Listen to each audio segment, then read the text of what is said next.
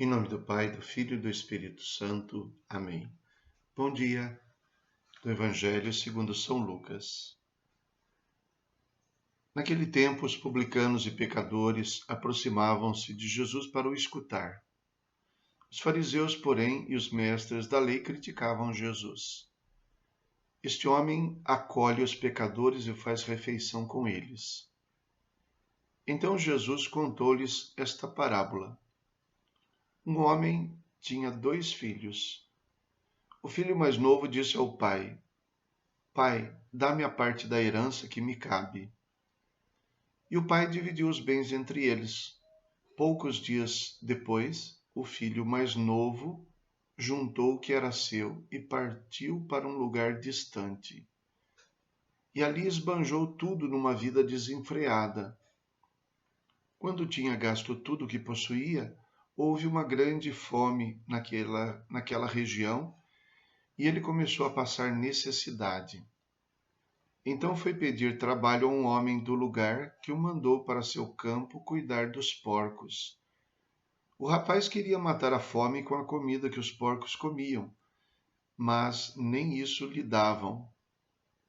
Então caiu em si e disse: Quantos empregados do meu pai têm pão com fartura e eu aqui morrendo de fome? Vou-me embora, vou voltar para meu pai e dizer-lhe: Pai, pequei contra Deus e contra ti. Já não mereço ser chamado teu filho. Trata-me como a um dos teus empregados. Então ele partiu e voltou para seu pai. Quando ainda estava longe, seu pai o avistou e sentiu compaixão.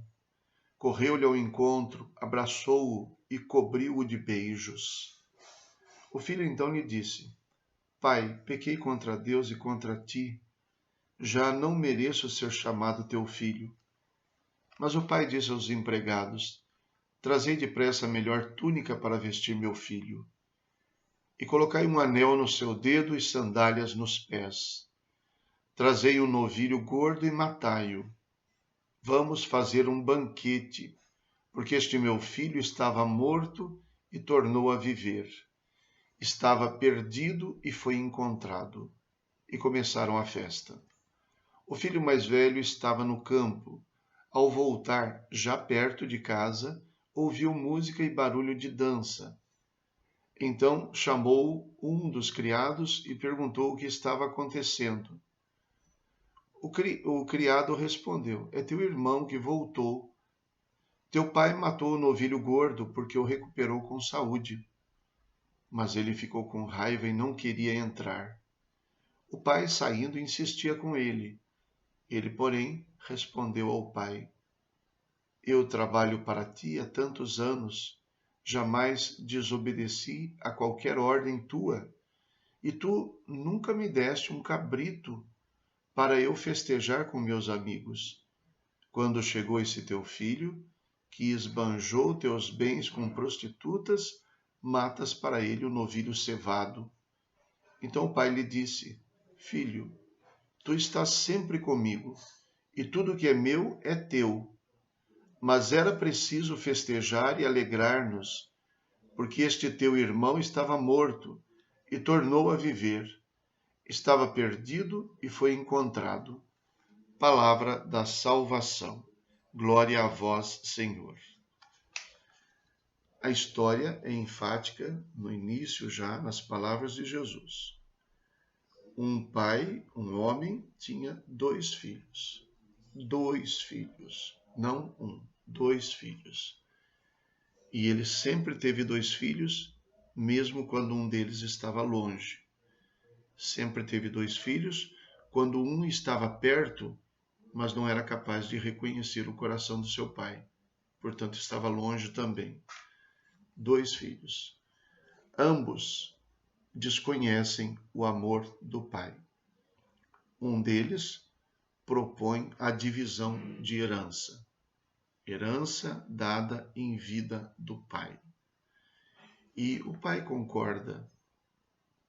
Mas o pior para o pai não era de modo nenhum dividir a herança. É curioso que ele dividiu a herança, entre os 2 filhos. O filho que ficou em casa também teve a herança antecipada. E a grande dor do pai era que este filho que propôs a divisão de heranças foi embora para um lugar distante, para longe do pai. Poderia ter ido para perto, mas foi para longe do pai. Aqui já há uma reflexão importante. Na verdade, o caminho para afastar-se de Deus é curto, mesmo que a pessoa esteja indo para um lugar distante. Porque quando a gente não percebe, a gente mudou de vida. São pequenas coisas que vão nos levando. Cada um de nós pode identificar as vezes em que a gente foi para uma terra distante.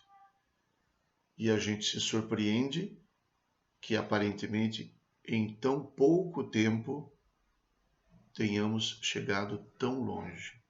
Longe, distante. Afastar-se de Deus, que é representado pelo Pai, é tão fácil que até mesmo quem não saiu de casa pode afastar-se dele. Pode estar longe dele, como os fariseus e os mestres da lei, dentro da religião, dentro da obediência da lei, mas longe de Deus.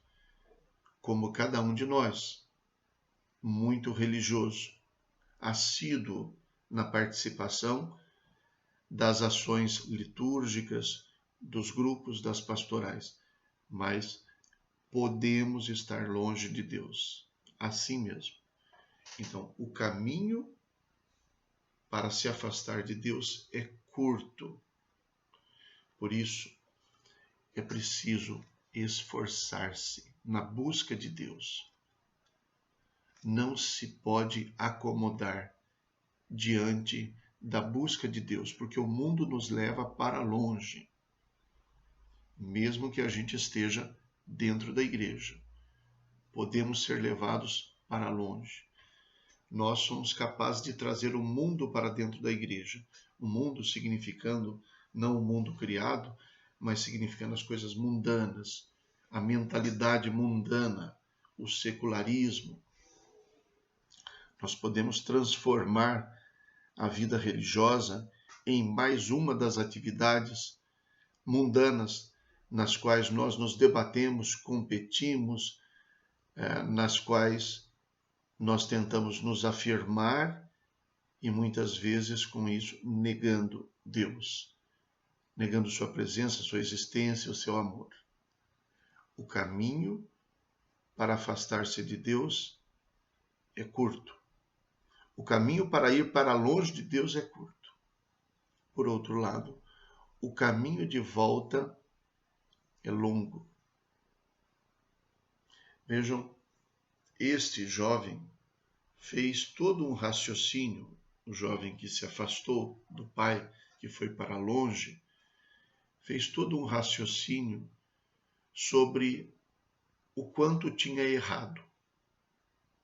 Mas este raciocínio, para chegar a acontecer, precisou que ele pagasse o preço de ter gasto tudo, de começar a passar fome, de se tornar empregado e cuidador de porcos, de ter vontade de comer a comida dos porcos e de não receber nem isso, como um empregado num lugar onde nem a comida dos porcos ele podia comer. Então aí, no fundo do poço, vem um pensamento.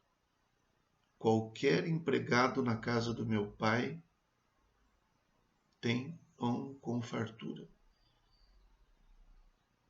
Vale mais a pena ser um empregado na casa do meu pai do que ser empregado aqui. Ele descobriu que o seu pai, para os empregados, era um verdadeiro pai. E então ele pensa que, embora ele não tenha merecimento nenhum, ele pode pedir ao pai que seja seu patrão. Trata-me como um dos teus empregados. Não peço para voltar como filho. Eu não tenho este merecimento, eu não tenho moral para dizer isso. Mas para ser tratado como empregado, porque pelo menos pão eu terei. Então, que longo caminho foi necessário para que ele percebesse que estava longe e para que ele decidisse voltar. Esse caminho era tão longo que ele não entende que é possível que o pai lhe perdoe. Ele não conta com isso. E aí demonstra que não conhece o seu pai. Pois esse caminho é longo. O caminho de retorno é tão longo.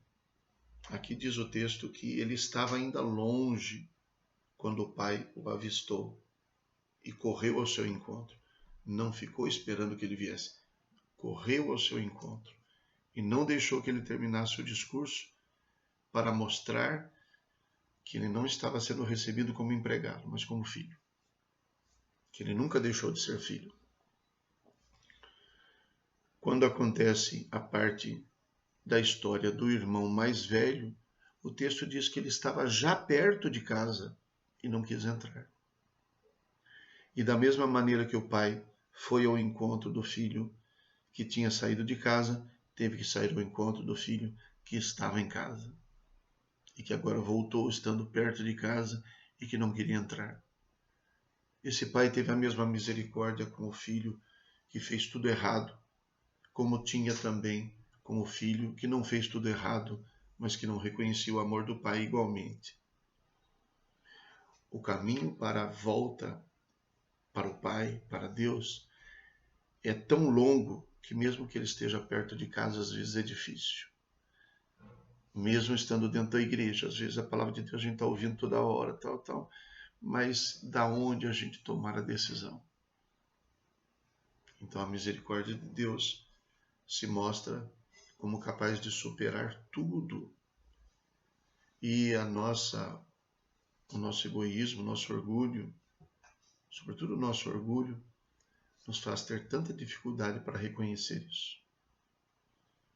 O Papa Francisco tem citado sempre, pelo menos 2 vezes já ouvi, a história de uma peça teatral, de uma ópera, que conta a história do filho pródigo. E nesta história, um pouco adaptada, o filho, quando resolveu voltar para casa, comentou com um amigo que ele queria voltar para casa, mas ele não sabia se o pai o aceitaria. Ele não tinha coragem de voltar para casa porque não sabia se o pai o aceitaria ou não. Então esse amigo lhe dá um conselho. Faça uma coisa, escreva uma carta para ele e peça um sinal. E ele então escreve a carta e diz: eu estou voltando para casa, tenho vergonha de falar com o senhor e por isso quando voltar, eu peço que o senhor me dê um sinal de se aceita que eu volte ou não. Eu vou passar pela cidade e passar na rua de casa, e então, se o senhor estiver disposto a me aceitar, coloque um lenço branco na frente da casa. E assim escreveu esta carta e enviou para o pai. E ele dizia: se eu passar perto de casa e não tiver o lenço, eu volto, sem bater. Se tiver o lenço, eu bato e volto para casa. E o Papa diz que nesta representação, então, quando o filho chega perto de casa, a casa estava forrada, de cima a baixo, de lenços brancos. Como que para escancarar a disposição que o pai tinha de recebê-lo. E acho que essa história representa bem como é essa misericórdia. O problema é que ela precisa ser reconhecida tanto por quem pode ser considerado pecador e publicano, como no caso do Evangelho, que diz o texto, se aproximavam de Jesus para escutá-lo, como também precisa ser reconhecida pelos bons religiosos, pelos filhos que não saíram de casa, que aqui representam os fariseus e os mestres da lei. Rezemos. Ó Deus, que por vosso Filho realizais de modo admirável a reconciliação do gênero humano, concedei ao povo cristão correr ao encontro das festas que se aproximam, cheio de fervor e exultando de fé. Por nosso Senhor Jesus Cristo, vosso Filho, na unidade do Espírito Santo. Amém. O Senhor esteja convosco, Ele está no meio de nós. Abençoe-vos Deus Todo-Poderoso, Pai, Filho e Espírito Santo. Amém. Bom dia, fiquem com Deus.